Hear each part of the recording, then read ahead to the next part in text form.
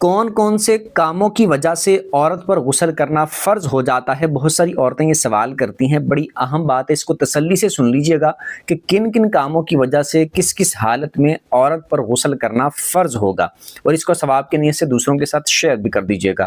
یہ بات یاد رکھیں، اگر عورت کے ساتھ احتلام والا معاملہ ہو جائے تو اس پر بھی مرد کی طرح غسل کرنا فرض ہو جاتا ہے، کہ سوتے ہوئے اس طرح کا معاملہ بن گیا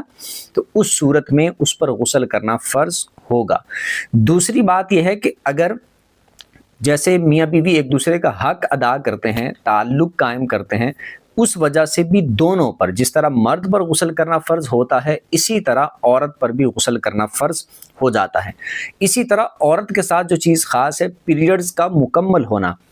پیریڈز جب کمپلیٹ ہوتے ہیں تو اس کی وجہ سے عورت پر غسل کرنا فرض ہو جاتا ہے، وہ چاہے 5 دن بعد کمپلیٹ ہو جائیں، وہ 6 دن بعد، وہ 7 دن بعد، عورت کی اپنی جتنی عادت ہے جس عورت کی، اس کے جب وہ دن پیریڈز والے، حیض والے کمپلیٹ ہوں گے تو اس پر غسل کرنا فرض ہو جاتا ہے۔ اسی طرح کسی عورت کے ہاں